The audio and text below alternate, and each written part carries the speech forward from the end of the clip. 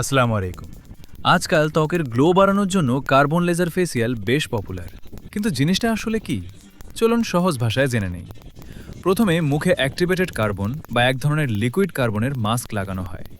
এই কার্বন ত্বকের গভীরে গিয়ে অতিরিক্ত তেল, ময়লা আর ডেড স্কিনগুলোকে নিজের দিকে টেনে নেয়। এরপর একটা বিশেষ লেজার লাইট মুখে পাশ করা হয়। লেজারের পাওয়ারে ওই কার্বন পার্টিকেলগুলো স্কিন থেকে বের হয়ে আসে। আর তার সাথেই দূর হয়ে যায় মুখের ভেতরের সব ময়লা আর ক্লগড পোরস।